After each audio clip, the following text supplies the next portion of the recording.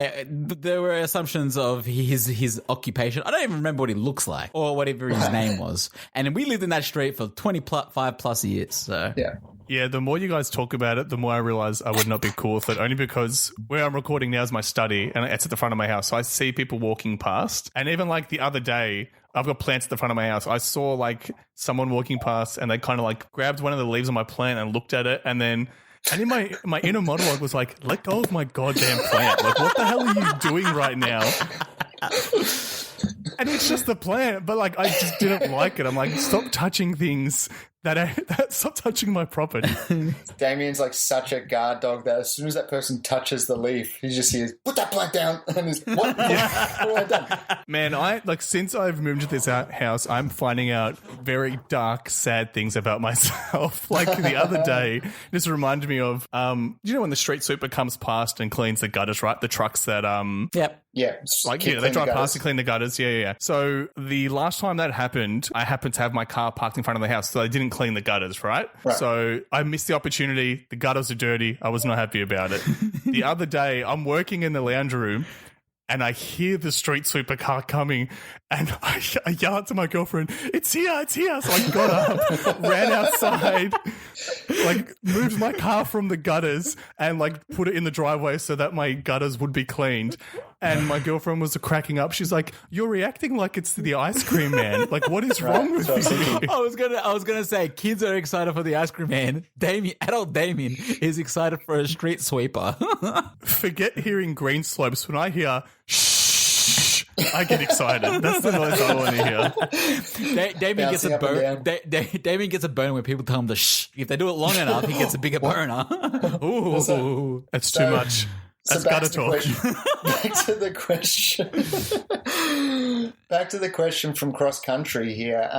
What would you, chastise someone and sort of give them a talking down if they were in your backyard? I would say is probably where we're getting at here. Damien, maybe plants is a line. Yeah. Look, I'm obviously being a tad hyperbolic, but I think in this situation, a pool is too far. They're grabbing a ball, that's fine, but they are like essentially being comfortable and treating your house like theirs, which is just unwelcome. Yeah, I agree. I feel like there's certain levels jumping into like if you were friendly with them and they said, yeah, it's okay, cool. But you've asked the question, they said no.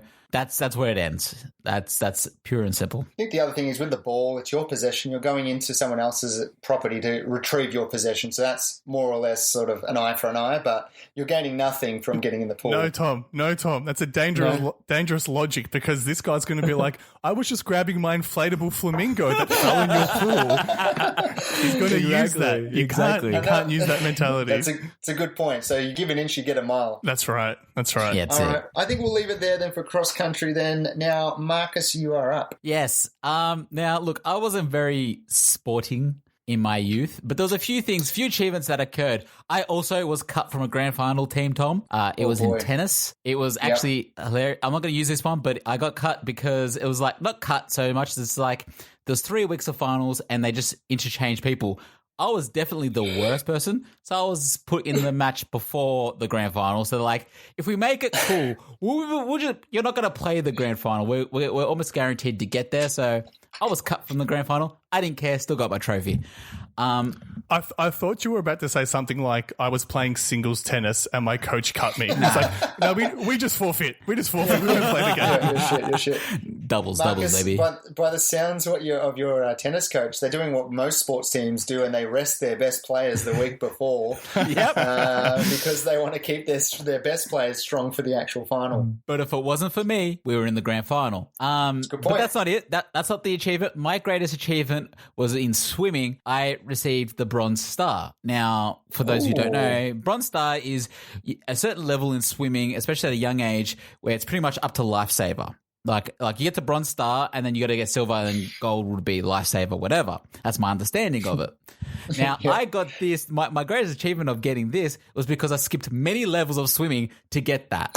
Like there's let's say like there's like level 1, 2, 3, 4, 5, 6, 7, 8 bronze star. I started swimming quite late. Because of my age, my swimming instructor was just like, let's just skip a few levels. So I skipped from like 1 to like 4. And then she's like, oh, you're going for 5 today, but everyone else is going for 7. Do you want to just go for 7? I'm like, yeah, all right, let's do it. And I I like snuck my way in. I don't know how I got my bronze star, but I got it. That's my greatest achievement. Marcus, do you mind answering why that Bronze Star Award that's behind your head is dated the 1st of July 2020? Was this only last week? Damien, your story's full of holes. Coronavirus pools haven't even been open properly yet. Oh, he's got Wow, the joke police just rocked up and ruined the fun. I love that Marcus had sort of flubbed his way into like being a lifesaver. I just like to picture this 11-year-old kid that's suddenly on the set of Bondi Rescue and they're cutting to all the ripped bodies to be like, take me back to the sweet town. So it cuts to Marcus and he's like, what am I doing here? And not only that, I was fucking fat as like I was a fat tubby little boy at 11. So to imagine me getting it, like I don't know how I flubbed my way through it, but I think it was more because it's like, look, you can swim for the most, like you could do most of it, all the tasks, and I did do pass the tests. It was just I think it's because of my age that I got it. All right, well, Lifesaver, tell us how we can save your question asker's life. Bronze Star writes in, or swimming, I should say swimming. My elderly neighbour eats nothing but oats and garlic since the start of the pandemic. Since the pandemic started, I've done the shopping for my elderly neighbour. I do it about once a week. She wants nothing but a huge amount of oats, garlic, apple juice, and sometimes milk. That's it. One time she did order a bar of chocolate. As far as I know, I'm the only person doing her shopping and she hasn't left her house in months. She might think I'm rude or nosy if I ask directly, but it is eating me up inside. How is it possible? What is it that she's even making with these ingredients? Swimming. Ooh, interesting. I guess I find that elderly people, I don't know if I've mentioned this on the podcast before, but I was once in a situation where I was lined up behind an elderly person that was buying some things at a supermarket that she couldn't afford to buy. And all she was buying was like 3 pears and 4 packets of green jelly.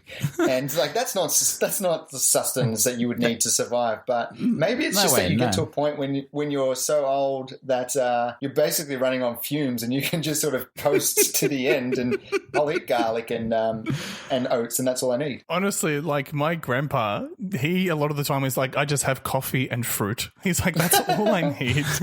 And like, that's his diet. And maybe at that point, like, I don't know, I feel like things like garlic is quite a strong flavor. Maybe they're just like needing something that will actually excite their taste buds at an older age. I'm not really sure. Like usually you have honey with your porridge. This lady is having garlic porridge. It's like garlic oil. Yeah. Yeah. I mean, I thought it was a strange question and I want to bring it up with you guys because, look, it's a weird eating habit, but look, you do you. I think the old person, that's what they want to do. Cool. But I want to ask you guys, during your pandemic, during the coronavirus, what has been your go-to like food that you just keep getting back? Like everyone's going through weird phases at the moment. I feel like everyone is having weird eating habits. What are yours? I don't know if I really got to a point where I was like, all right, going to stock up on this and I just can't do anything but this. But what I had done is I bought a lot of coffee at the just at the beginning of the pandemic because we went to Costco and I'm like, yeah, we have a pod coffee machine. Sure, let's buy 600 pods of coffee. And like, that's a good idea. Like, it seems expensive now, but it works out to be, 20 cents a pod, which is awful for the environment, I know, with those aluminium capsules. But I feel like that was the one thing that was just like, it was like a never-ending box of pods that we just kept going through. See, I feel bad, Tom, because if I would have seen you in the store, I probably would have been judging you. Like, I found myself becoming, and it's fine because you're obviously going to use them. Like, it's all good, but like, I've definitely, maybe it's because I used to like work at a checkout at some point at a supermarket. I'm definitely conscious of what people are buying a lot of the time. So I'm like looking at like, that. Okay, sorry. I want to believe that they're not even like paying attention to like the embarrassing things that you're buying.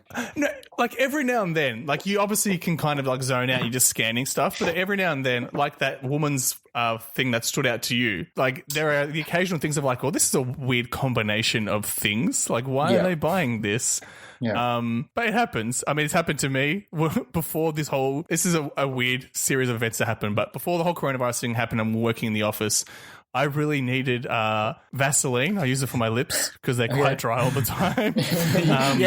That's all he uses it for, Tom, the lips. Yes, that is all I use it for. When his lips are chapped and his butt is chapped, that is right. Has to add some Two Vaseline. types of lips. Vaseline, please sponsor the podcast. Yeah. Please. But I needed Vaseline, and like at our work, if anyone's ever leaving the office, they'll be like, hey, do you guys need anything? And someone will be like, I want some chewing gum or I want a coffee, and you grab it for them, right? Mm-hmm. And one of the girls at our work had been having eye problems, and she was like, can you get me an eye patch? Because my left eye's hurting a lot at the moment.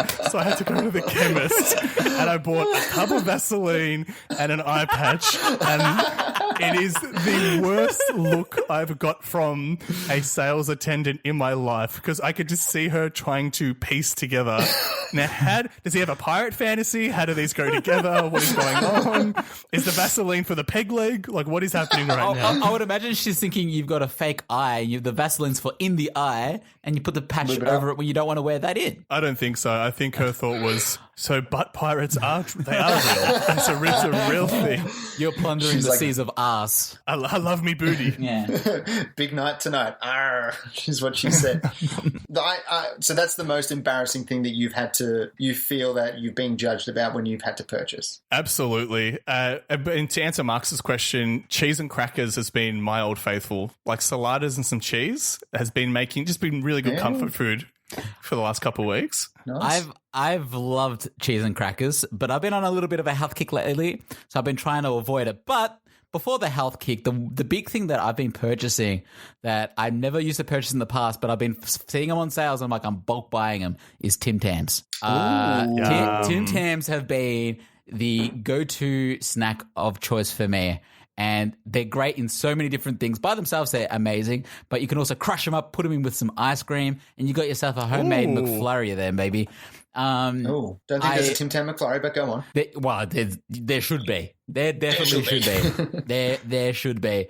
But the weird thing that I've been also eating is I've been enjoying dried prunes. Not for any other reason other than the flavour at the moment. You don't need to buy the Vaseline after eating all the dried prunes. Yeah, exactly. Damien, let me introduce you to prunes. You don't need no Vaseline no more. Thank you.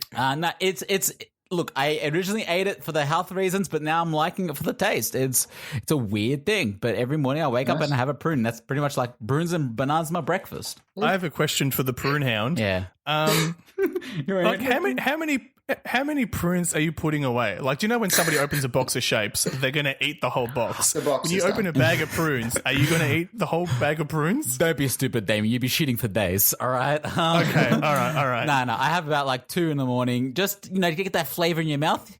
If you have too much, it's too sweet. So you got to call it quit somewhere. So 2 in the morning with a banana, and I'll be like, wow, this is a good breakfast. And it's not a breakfast, guys, trust me. But it's substituting. I like that you were supporting the Australian economy by buying an Australian product like the Tim Tams, Marcus. That is what we need in this economy. I don't know if they are actually made here or offshore, but I know Tim Tams are Australian. And I think that's the one thing that we can flex to the rest of the world to say, hey, we've at least got Tim Tams on our island and we're enjoying them. They are the bee's knees. Anyway, let's bring it back to the question. What should this person, the neighbor, she's buying the groceries for her elderly. What should she do? Like, obviously she's only buying 4 things. Should she step in or ask a question? What should she do? Look, if they're not like visibly wasting away in front of you, then I don't think it's a problem. And they might even have relatives who are bringing them food during the week or helping them out. So like, if that's all they want you to get them for, I don't think I'd pry unless you feel like there are health reasons that you should intervene. But if they're enjoying their garlic oatmeal, then let them enjoy it. I think, you don't want to be told what to eat. And I think even if me myself, I was eating a lot, and I know I'm eating bad, and then for someone to then push something on me to be like, you know what, maybe you should eat healthy. Maybe you should eat this food. Maybe you should eat this food. I feel like I'd just be like, fuck off. It's my life. I want to eat, garlic and oats. I want to eat garlic and oats, especially if he's elderly. He's like, I know what I'm doing. I've been on this earth for long enough. This is all I need. I 100% agree with you. If I ever get told what to eat, I usually say, fuck you, and then I buy a pizza or a burger. Or something. I usually go the opposite end. Like, I don't need you to tell me what I should be eating. The only person that does that or can do that is my partner going, oh, maybe we shouldn't eat unhealthy food tonight. I'm like, you're right. You you know how much I've eaten, you're all right. But other than that, don't tell me what to eat. Yeah, spot on. It's like if they don't eat them Tim Tams, it's like I'm going to Tim Tam slam this right up my ass. Like, I don't care what you say. And like, and I think Tom hit on a good point. Like when I was scanning through things during my job, I never said comments like, "Oh, big night, huh?" Like I never made snide comments about what they were buying. I just let it be, and this is what that person needs to do. Yeah, I agree with you. I think that's the best thing to do. What do you reckon, Marcus? I agree. Yeah, that's it. Well, let's leave it there for tennis.